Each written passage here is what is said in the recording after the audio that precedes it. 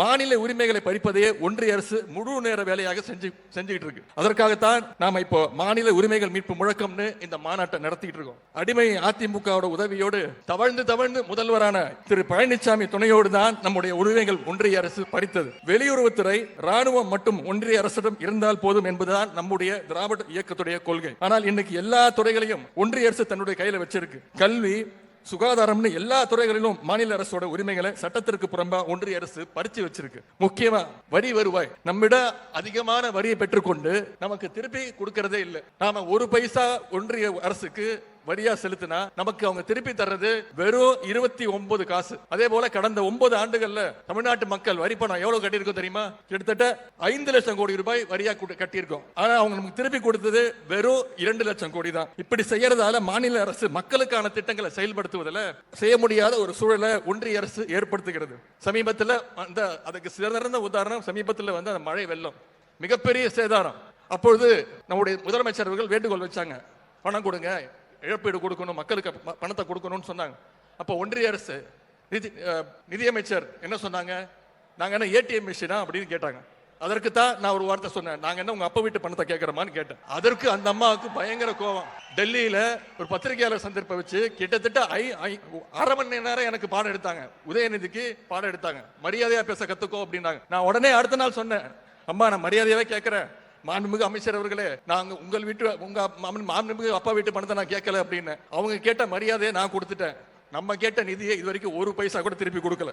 அதே போல நம்முடைய கல்வி உரிமை, மொழி உரிமை, நிதி உரிமை, வேலை வாய்ப்பு உரிமை, அதிகார குறைப்பு, பண்பாட்டு ரீதியான தாக்குதல் நம்ம மீது மிகப்பெரிய அளவில் ஒன்றிய அரசு தாக்குதல் நடத்திட்டு இருக்கு. புதிய கல்விக் கொள்கைன்னு சொல்லி 5ஆம் வகுப்புக்கு பொதுத் தேர்வு கொண்டு வராங்க, 8ஆம் வகுப்புக்கு பொதுத் தேர்வு கொண்டு வராங்க. அது மட்டும் இல்ல, நீட் மிகப்பெரிய ஒரு உயர்கல்வி நோயா மாறி இருக்கு. 11 குழந்தைங்க இறந்திருக்கிறாங்க. அனிதால ஆரம்பிச்சு சென்னை ஜெகதீஷ் வரைக்கும் இதுவரைக்கும் 11 குழந்தைங்க தற்கொலை பண்ணியிருக்கிறாங்க. இப்போ மருத்துவம் மட்டும் இல்ல, எல்லா பட்டப்படிகளுக்கும் நுழைவுத் தேர்வு என்ட்ரன்ஸ் எக்ஸாம் வரப்போகுதுன்னு சொல்றாங்க. மொழி நம்முடைய உரிமை மட்டுமல்ல, தமிழ் மொழி நம்முடைய உயிர். தமிழை அழிக்க நினைத்தால் இங்க கூடியிருக்கக்கூடிய எங்களுடைய இளைஞர்கள் நாங்கள் எங்கள் உயிரை கொடுக்கவும் தயாராக இருக்கின்றோம். இந்த நேரத்தில் ஒன்றிய அரசுக்கு ஒன்றே மட்டும் நான் சொல்லிக்கொள்ள விரும்புகின்றேன். நீங்க இந்த முயற்சியை 2000 வருஷமா பண்ணிட்டு இருக்கிறீங்க. இதுவரைக்கும் உங்களால தமிழ்நாட்டில் கால் வைக்க முடியல. இந்த முயற்சியால உங்களால இன்னும் 2000 வருஷம் ஆனாலும் வெற்றி பெற முடியாது. தமிழருடைய அடையாளத்தை அழிக்க நினைச்சா நீங்க தான் அழிஞ்சு போவீங்க. உங்க எண்ணத்தை திராவிட முன்னேற்ற கழகம் ஒருபோதும் அனுமதிக்காது. ஏன்னா இந்த இயக்கத்தை இப்பொழுது வழி நடத்துறது முத்துவேல் கருணாநிதி ஸ்டாலின் என்ற ஒரு மாபெரும் தலைவர். நீங்கள் ஆவலோடு எதிர்பார்த்த தருணம் இது. இப்போதெல்லாம் மோடிக்கு உதயநிதி என்ற பெயரை கேட்டாலே உறக்கம் வருவதில்லை. காரணம், ஒரே ஒரு செங்கலைத்தான் எடுத்தார், பாஜகவின் ஒட்டுமொத்த கோட்டையும் சரிந்தது. கோட்சேவின் பேரன்களை எதிர்த்து போரிட பெரியாரின் பேரன்களை இவர் அணிதிரட்டிய போது அச்சத்தில் ஆடிப்போனது ஆரிய கூட்டம். பெரியாரின் தம்பியாக ஆரிய அடக்குமுறைகளை எதிர்த்து களமாடினார் அண்ணா. அண்ணாவின் தம்பியாக ஹிந்தி எதிர்ப்பு போராட்டத்தில் களமாடினார் கலைஞர். கலைஞரின் தளபதியாக மிசாவை எதிர்த்து களத்தில் நின்றார் ஸ்டாலின்.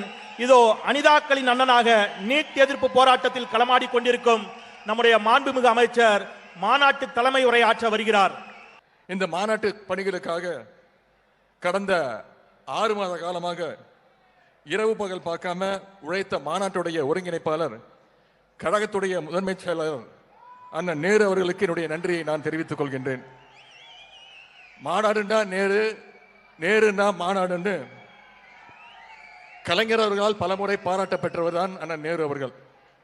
எப்பொழுது நம்முடைய தலைவர் அவர்கள் மாநாட்டை ஒருங்கிணைக்கின்ற அந்த பணியை அண்ணன் நேரு அவர்கிட்ட ஒப்படைச்சாரோ அப்பவே நான் சொன்னேன், 50% வெற்றி முடிவாயிடுச்சு மாநாட்டுடைய வெற்றின்னு.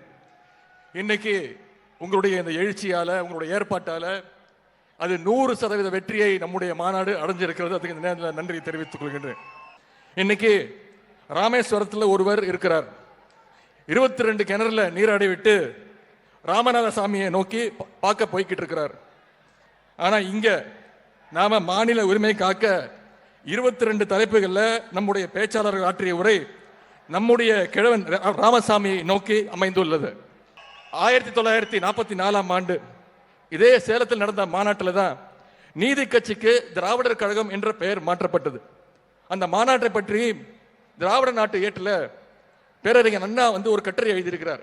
அந்த கட்டுரைக்கு தலைப்பு சேலம் செயலாற்றும் காலம் அப்படின்னு தான் அந்த தலைப்பு கொடுத்திருந்தார். அந்த மாநாடு நடந்து 80 ஆண்டுகள் கழிச்சு இந்த நம்முடைய மாநாடு இங்க நடந்துகிட்டு இருக்கு. இன்னைக்கு இந்த மாநாட்டில் பேரறிஞர் அண்ணாவும் கலைஞர் இருந்திருந்தாங்கன்னா நாளைக்கு முரசொலியில ஒரு கட்டுரை வந்திருக்கும். அந்த கட்டுரையோட தலைப்பா சேலம் மாநாடு நம்முடைய நாடாளுமன்ற தேர்தல் வெற்றி மாநாடுன்னு அந்த தலைப்பு கொடுத்திருப்பாங்க. இன்னும் சொல்ல போனா இன்றைக்கு காலையிலிருந்து ஒட்டுமொத்த இந்தியாவுமே சேலத்தை நோக்கி தான் பார்த்துக்கிட்டு இருக்கு. நம்முடைய மாநாட்டத்தை நோக்கி தான் அனைவரும் பார்த்துக்கிட்டு இருக்கிறாங்க. அந்த அளவுக்கு ஒரு சிறந்தான மிகப்பெரிய வெற்றி மாநாடாக நாம் நடத்தி காட்டியிருக்கோம். 10 ஆண்டு கால பாசிச ஆட்சிக்கு முடிவு கட்டுவதற்கான படை இங்கேருந்து புறப்பட தயாராக இருக்கின்றது. உங்களை எல்லாம் பார்க்கும்பொழுது எனக்கு மிகுந்த உணர்ச்சி இருக்கிறது, உணர்ச்சி வசப்படுகின்றேன். இது என்னுடைய வாழ்நாளில் மறக்க முடியாத நாள். ஜனவரி 21 எப்படி பிறந்த நாளை மறக்க மாட்டோமோ, எனக்கு பல நாட்கள் இருக்கு. திருமண நாளை மறக்க மாட்டோம். என்னுடைய சட்டமன்ற தேர்தலில் ஜெயிச்சு அதன் பிறகு அமைச்சராக பொறுப்பேற்ற நாளை மறக்க மாட்டோம். ஆனால் அதையெல்லாம் விட மிக மிக முக்கியமான நாள் எதுனா இளைஞரணியினுடைய இந்த 2வது மாநில மாநாடு ஜனவரி 21 என்னுடைய வாழ்க்கையில மறக்க முடியாத நாள். கலைஞர் அவர்களும் பேராசிரியர் தாத்தா அவர்களும் இளைஞர் திமுகவை நம்முடைய முதலமைச்சருடைய கையில கொடுத்துட்டு போனாங்க.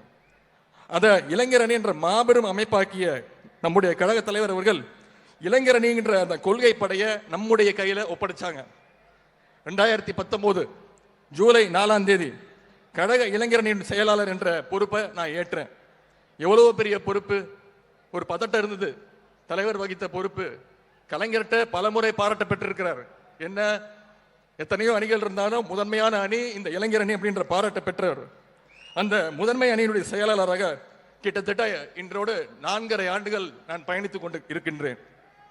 பல்வேறு பணிகளை செஞ்சு முடிச்சிருக்கிறோம். ஆர்ப்பாட்டங்கள், போராட்டங்கள், பல்வேறு பணிகளை பண்ணியிருக்கிறோம். ஒன்னே ஒன்று மட்டும் இங்கே குறிப்பிட விரும்புகின்றேன். இளைஞரனுடைய நிர்வாகிகள் நியமனங்களுக்காக நானும் நம்முடைய துணை செயலாளர்களும் தமிழ்நாடு முழுவதும் அனைத்து மாவட்டங்களுக்கும் பயணம் பண்ணி ஒவ்வொரு மாவட்டத்திலையும் உட்கார்ந்து நேர்காணல் செஞ்சு இன்டர்வியூ பண்ணி உழைப்பின் அடிப்படையில் மாவட்ட, மாநகர, மாநில அமைப்பாளர், துணை அமைப்பாளர், நிர்வாகிகளை நியமனம் செஞ்சோம். இது எங்களுடைய இளைஞரணி தம்பிமார்களுக்கு ஒரு மிகப்பெரிய நம்பிக்கையை கொடுத்துச்சு. திமுக வரலாற்றையும் கொள்கையும் அடுத்த தலைமுறைக்கு கொண்டு போக கலைஞருடைய மூத்த பிள்ளை முரசொலியில இளைஞரணி சார்பாக முரசொலி பாசறை பக்கத்தை சென்ற வருடம் துவங்கணும். மாண்பு முதலமைச்சர் அவர்கள் தான் கடந்த 2023ஆம் ஆண்டு ஜனவரி மாதம் அண்ணா அறிவாலயத்தில் அந்த நிகழ்ச்சியை துவக்கி வச்சார். அப்போ முதலமைச்சர் அவர்கள் பேசும்போது ஒரு விஷயத்தை சொன்னாங்க. என்ன இளைஞரணி நிகழ்ச்சிக்கு நீங்க அதிகம் அழைக்கிறதே இல்லை அப்படின்னு அப்போ நம்முடைய தலைவர் சொன்னார்.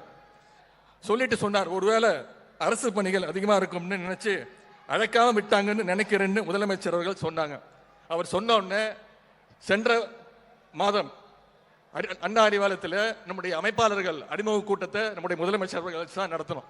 இன்னைக்கு இந்த மாநாட்டுக்கும் நம்முடைய முதலமைச்சர்களை அழைச்சிருக்கிறோம். இனிமேல் இளைஞரணி நடத்தக்கூடிய அனைத்து நிகழ்ச்சியிலையும் எங்களுடைய தலைவருக்கு அழைப்பு இருக்கும். கலைஞர் நூற்றாண்டை முன்னிட்டு ஒவ்வொரு அணிக்கும் ஒவ்வொரு பணியை கொடுத்தாங்க. அதுல இளைஞரணிக்கு மிகுந்த முக்கியமான 3 பணிகள். முதல் பணி கலைஞர் நூற்றாண்டு மேரத்தான் போட்டி மாவட்டந்தோறும்.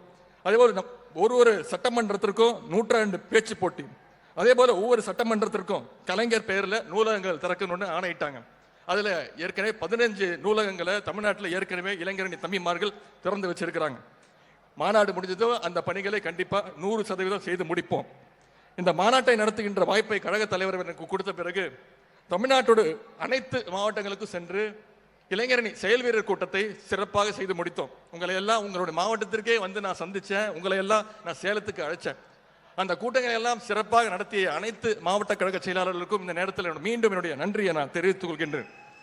இந்த இளைஞரணி மாநாட்டிற்காக நம்முடைய தலைவர் அவர்கள் முரசொலியில உங்களை எல்லாம் அழைக்கின்ற அந்த கடிதங்கள், வெளியிட்ட காணொலிகள் நம்ம இளைஞரணி தம்பிமார்களுக்கு ஒரு மிகப்பெரிய ஒரு டானிக்கா இருந்துச்சு. நம் மாணவர்களுடைய மருத்துவராகும் கணக்கு படிக்கின்ற நீட் தேர்வை ரத்து செய்யணும்னு சென்ற வருடம் ஆகஸ்ட் 20ஆம் தேதி தமிழ்நாடு முழுக்க உண்ணாவிரத போராட்டத்தை இளைஞரணி முன்னெடுத்துச்சு. நீட் விலக்கு உண்ணாவிரதத்தோட நாம நிக்கல, அதை மக்கள் போராட்டமா மாத்தணும்னு கையெழுத்து இயக்கம் துவங்கணும். தலைவர்கிட்ட சொன்னோம், 50 நாள்ல 50 லட்சம் கையெழுத்தை நாங்க பெறுவோம் அப்படின்னு சொன்னோம். ஆனா இன்னைக்கு கிட்டத்தட்ட 85 லட்சம் கையெழுத்துக்களை நீட் தேர்வை ரத்து செய்யணும்னு பெற்றிருக்கிறோம். அது தலைவர்கிட்ட கொடுக்க போறோம். இது அடுத்த கட்டத்துக்கு எடுத்து போகணும்னா டெல்லியில சென்று இளைஞரணியின் சார்பாக ஒரு போராட்டத்தை நடத்துவதற்கும் நம்முடைய தலைவர் உத்தரவிட்டால் அதை செய்யவும் இளைஞரணி தம்பிமார்கள் தயாராக இருக்கின்றாங்க. மாநில உரிமைகளை பறிப்பதையே ஒன்றிய அரசு முழு நேர வேலையாக செஞ்சுக்கிட்டு இருக்கு. அதற்காகத்தான் நாம இப்போ மாநில உரிமைகள் மீட்பு முழக்கம்னு இந்த மாநாட்டை நடத்திட்டு இருக்கோம். அடிமை அதிமுகவோட உதவியோடு தவழ்ந்து முதல்வரான திரு பழனிசாமி துணையோடு தான் நம்முடைய உரிமைகள் ஒன்றிய அரசு பறித்தது. வெளியுறவுத்துறை, ராணுவம் மட்டும் ஒன்றிய அரசிடம் இருந்தால் போதும் என்பதுதான் நம்முடைய திராவிட இயக்கத்துடைய கொள்கை. ஆனால் இன்னைக்கு எல்லா துறைகளையும் ஒன்றிய அரசு தன்னுடைய கையில வச்சிருக்கு. கல்வி, சுகாதாரம்னு எல்லா துறைகளிலும் மாநில அரசோட உரிமைகளை சட்டத்திற்கு புறம்பா ஒன்றிய அரசு பறிச்சு வச்சிருக்கு. முக்கியமா வரி வருவாய், நம்மிட அதிகமான வரியை பெற்றுக்கொண்டு நமக்கு திருப்பி கொடுக்கறதே இல்லை. நாம ஒரு பைசா ஒன்றிய அரசுக்கு வரியா செலுத்தினா நமக்கு அவங்க திருப்பி தர்றது வெறும் 29 காசு. அதே போல கடந்த 9 ஆண்டுகள்ல தமிழ்நாட்டு மக்கள் வரி பணம் எவ்வளவு கட்டியிருக்கோம் தெரியுமா? கிட்டத்தட்ட 5 லட்சம் கோடி ரூபாய் வரியா கட்டியிருக்கோம். ஆனா அவங்க நமக்கு திருப்பி கொடுத்தது வெறும் 2 லட்சம் கோடி தான். இப்படி செய்யறதால மாநில அரசு மக்களுக்கான திட்டங்களை செயல்படுத்துவதில் செய்ய முடியாத ஒரு சூழலை ஒன்றிய அரசு ஏற்படுத்துகிறது. சமீபத்தில் அதுக்கு சிறந்த உதாரணம் சமீபத்தில் அந்த மழை வெள்ளம், மிகப்பெரிய சேதாரம். அப்பொழுது நம்முடைய முதலமைச்சர் அவர்கள் வேண்டுகோள் வச்சாங்க, பணம் கொடுங்க, இழப்பீடு கொடுக்கணும், மக்களுக்கு பணத்தை கொடுக்கணும்னு சொன்னாங்க. அப்போ ஒன்றிய அரசு நிதியமைச்சர் என்ன சொன்னாங்க? நாங்க என்ன ஏடிஎம் மிஷினா அப்படின்னு கேட்டாங்க. அதற்கு தான் நான் ஒரு வார்த்தை சொன்னேன், நாங்க என்ன உங்க அப்பா வீட்டு பணத்தை கேட்கிறோமான்னு கேட்டேன். அதற்கு அந்த அம்மாவுக்கு பயங்கர கோபம். டெல்லியில ஒரு பத்திரிகையாளர் சந்திப்பை வச்சு கிட்டத்தட்ட 1/2 மணி நேரம் எனக்கு பாடம் எடுத்தாங்க. உதயநிதிக்கு பாடம் எடுத்தாங்க. மரியாதையா பேச கத்துக்கோ அப்படின்னாங்க. நான் உடனே அடுத்த நாள் சொன்னேன், அம்மா நான் மரியாதையாவே கேட்கிறேன், மாண்புமிகு அமைச்சர் அவர்களே, நாங்க உங்கள் வீட்டு உங்க மாண்புமிகு அப்பா வீட்டு பணத்தை நான் கேட்கல அப்படின்னு. அவங்க கேட்ட மரியாதையை நான் கொடுத்துட்டேன்.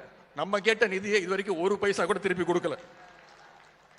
அதே போல நம்முடைய கல்வி உரிமை, மொழி உரிமை, நிதி உரிமை, வேலை வாய்ப்பு உரிமை, அதிகார குறைப்பு, பண்பாட்டு ரீதியான தாக்குதல் நம்ம மீது மிகப்பெரிய அளவில் ஒன்றிய அரசு தாக்குதல் நடத்திக்கிட்டு இருக்கு. புதிய கல்விக் கொள்கைன்னு சொல்லி 5ஆம் வகுப்புக்கு பொதுத் தேர்வு கொண்டு வராங்க, 8ஆம் வகுப்புக்கு பொதுத் தேர்வு கொண்டு வராங்க. அது மட்டும் இல்ல, நீட் மிகப்பெரிய ஒரு உயர்கல்வி நோயா மாறி இருக்கு. 11 குழந்தைங்க இறந்திருக்கிறாங்க. அனிதால ஆரம்பிச்சு சென்னை ஜெகதீசன் வரைக்கும் இது வரைக்கும் 11 குழந்தைங்க தற்கொலை பண்ணியிருக்கிறாங்க.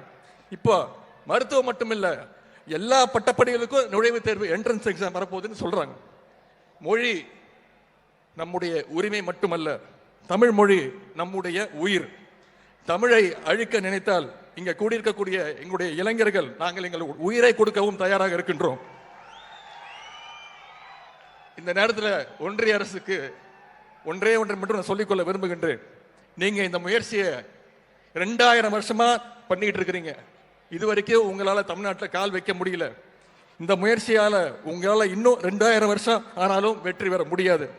தமிழருடைய அடையாளத்தை அழிக்க நினைச்சா நீங்க தான் அழிஞ்சு போவீங்க. உங்க எண்ணத்தை திராவிட முன்னேற்ற கழகம் ஒருபோதும் அனுமதிக்காது. ஏன்னா இந்த இயக்கத்தை இப்பொழுது வழி நடத்துறது முத்துவேல் கருணாநிதி ஸ்டாலின் என்ற ஒரு மாபெரும் தலைவர். அதே போல இந்த இயக்கத்தை பயமுத்த நினைக்கிறாங்க. இடி, சிபிஐ, ஐடி ரைடு இப்படின்னு நான் பலமுறை சொல்லியிருக்கிறேன். நாங்க ஈடிக்கும் பயப்பட மாட்டோம், மோடிக்கும் பயப்பட மாட்டோம். உங்களுடைய இந்த உருட்டல் மிரட்டலுக்கெல்லாம் திமுக தொண்டன் இல்ல, திமுக தொண்டன் வீடு ஒரு சாதாரண சின்ன கை குழந்தை கூட பயப்படாது. அதற்கு காரணம் நமக்கு கிடைத்திருக்கக்கூடிய நம்முடைய தலைவர் அப்படிப்பட்டவர். எங்கோ உட்கார்ந்து கொண்டு கட்டளையிடக்கூடிய தலைவர் இல்ல நம்முடைய தலைவர். களத்துல இறங்கி தொண்டர்களோடு தொண்டனாக கை கோர்த்து பணியாற்றிய கூடவர் தான் நம்முடைய தலைவர் அவர்கள். தந்தை பெரியார், பேரறிஞர் அண்ணா, முத்தமிழறிஞர் டாக்டர் கலைஞர் அவங்களுடைய மொத்த உருவமாக உட்கார்ந்து இருக்கிறார் நம்முடைய தலைவர் அவர்கள். திமுக என்றைக்குமே தொண்டர்களை கைவிட்ட வரலாறு கிடையாது. தொண்டர்களுக்கு ஒரு ஆபத்துன்னா அது கட்சி தலைவரை களத்தில் இறங்கி நிற்பார். அதுதான் திமுக. நம்முடைய திராவிட இயக்கம் ஏற்கனவே ஒரு நூற்றாண்டை கடந்திருக்கிறது. இந்த இயக்கத்தை மேலும் ஒரு நூற்றாண்டாவது நாம் பாதுகாக்க வேண்டும். அப்பொழுதுதான் தமிழ்நாடும் தமிழ் மொழியும் தமிழர் பண்பாடும் காப்பாற்றப்படும். இந்த இயக்கத்தை நாம் பாதுகாத்தால்தான் ஒடுக்கப்பட்ட பிற்படுத்தப்பட்ட மக்களுக்கான சமூக நீதி காப்பாற்றப்படும்.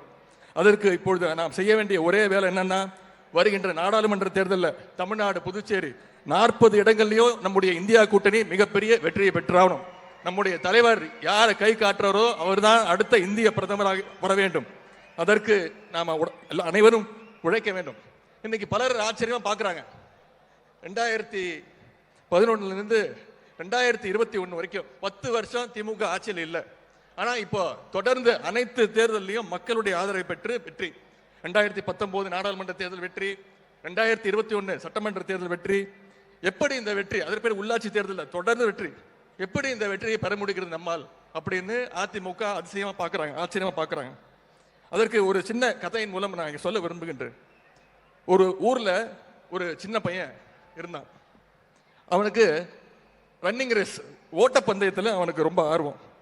அவனோட யாரும் ஓடி அவனை ஜெயிக்கவே முடியாது அப்படின்னு அவனுக்கு ஒரு பெரிய தைரியம். ஒரு தடவை ஊரில் ஒரு ஓட்டப்பந்தயம் ரன்னிங் ரேஸ் நடந்தது. ஒரு வயதான முதியவர் அந்த போட்டியை பார்த்து உட்கார்ந்துக்கிட்டு இருந்தார். மற்ற எல்லாரையும் விட அந்த சிறுவன் வேகமாக ஓடி ஜெயிச்சிட்டான்.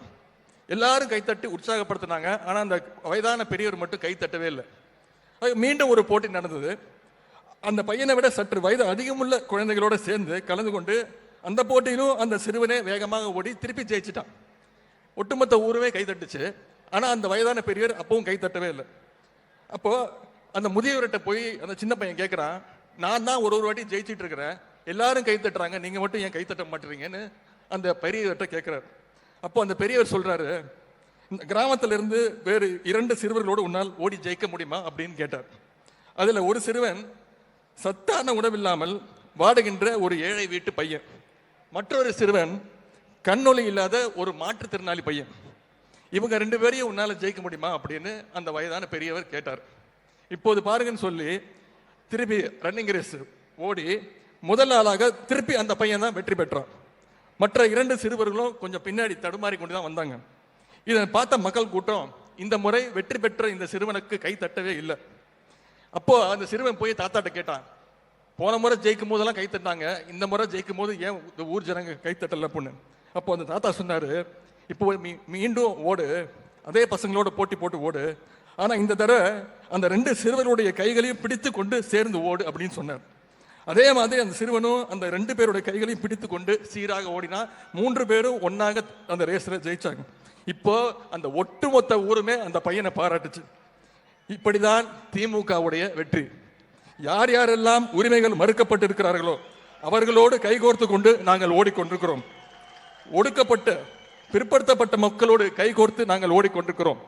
பெரும்பான்மையின் பேரால் அச்சுறுத்தப்படும் சிறுபான்மை மக்களோடு கைகோர்த்து கொண்டு ஓடிக்கொண்டிருக்கிறோம். மாற்றுத்திறனாளிகளோடு கைகோர்த்து கொண்டு ஓடிக்கொண்டிருக்கிறோம். 3ஆம் பாலினம் என்று சொல்லப்படுகின்ற திருநங்கை திருநம்பிகளோடு கைகோர்த்து கொண்டு ஓடிக்கொண்டிருக்கிறோம். காலங்காலமாக அடிமைப்படுத்தப்பட்ட பெண்களோடு கைகோர்த்து கொண்டு நாம் ஓடிக்கொண்டிருக்கிறோம். எல்லோரும் சேர்ந்துதான் அந்த வெற்றி கோட்டை தொட வேண்டும் என்று நாங்கள் இருக்கின்றோம். அதனால் திமுகவுடைய தேர்தல் வெற்றியை ஒவ்வொருவரும் தங்களுடைய தமிழ்நாட்டு மக்களுடைய வெற்றியாக மக்கள் கொண்டாடி கொண்டிருக்கிறார்கள். இதே போன்ற ஒரு வெற்றியை தான் திமுக இடம்பெற்றிருக்கக்கூடிய இந்தியா கூட்டணி தமிழ்நாட்டில் வருகின்ற நாடாளுமன்ற தேர்தலில் பெறப்போகின்றது. தமிழ்நாட்டு மட்டுமல்ல, இந்தியா முழுவதும் இந்தியா கூட்டணி தான் மாபெரும் வெற்றி பெற இருக்கின்றது.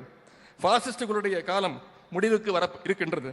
அந்த குறிக்கோளோடு நாம் அனைவரும் நம்முடைய முதலமைச்சருடைய வழிகாட்டின்படி தேர்தல் பணியாற்ற துவங்கி விடுவோம். இந்த மாபெரும் மாநாட்டின் மூலமாக ஒரு முக்கியமான விஷயத்தை சொல்ல இருக்கின்றேன். இளைஞரணி தம்பிகளுக்கென்று இந்த முறை ஒரு லட்சியம் இருக்கிறது. அது என்ன லட்சியம்னா, 2018ஆம் ஆண்டு ஆகஸ்ட் 28ஆம் தேதி அன்றைக்கு அண்ணா அறிவாலயமே மிகுந்த உணர்ச்சி வசப்பட்டு நின்றுச்சு. தலைவர் கலைஞருடைய மறைவுக்கு பிறகு நம்முடைய முதலமைச்சர் அவர்கள் அன்னைக்கு தான் கழக தலைவராக பொறுப்பேற்றாங்க. அப்பொழுது அவர் கூறிய ஒரு வார்த்தை, எனக்கு ஒரு கனவு இருக்கின்றது, சாதி பேதமற்ற சமூகம் அமைந்திட வேண்டும், ஆணுக்கு பெண் சமம், திருநங்கையர் மாற்றுத்திறனாளிகள் வாழ்வில் ஒளி வீச வேண்டும், பகுத்தறிவு வழியில் உலகை காண வேண்டும், மிக மிக முக்கியமாக நாடெங்கும் காவிச்சாயம் பூச நினைக்கின்ற பாசிஸ்டுகளை வீழ்த்த வேண்டும். இந்த கனவை நான் காண்கின்றேன். நான் மட்டுமல்ல, இயக்கத்தின் கோடான கோடி தொண்டர்களும் சேர்ந்து காண்கின்றோம் என்று நம்முடைய தலைவர் அவர்கள் அன்றைக்கு சொன்னாங்க. நான் சொல்றேன், எங்களுடைய இளைஞரணி தம்பிமார்கள் எங்களுக்கு அந்த லட்சியம், தலைவருடைய அந்த கனவை நினைவாக்கி தர வேண்டியதுதான் எங்களுடைய அடுத்த வேலை. இந்த லட்சியம் ஏதோ தனிப்பட்ட ஒரு உதயநிதி லட்சியம் அல்ல, இங்கு வந்திருக்கக்கூடிய லட்சக்கணக்கான இளைஞரணி தம்பிமார்களுடைய லட்சியம். இந்தியா முழுவதும் காவிச்சாயம் பூச நினைக்கின்ற பாசிஸ்டுகளை வீழ்த்துவதே அந்த லட்சியத்தின் முதல் படி. காவிச்சாயத்தை அழிச்சுவிட்டு சமூக நீதி வண்ணத்தை பூசி எல்லோரும் உறுதியேற்று உழைப்போம். அதற்கு அடித்தளமிடுகின்ற வகையில் இன்னைக்கு இந்த மாநில உரிமைகள் முழக்கம்னு இந்த மாநாடு நடந்துகிட்டு இருக்கு.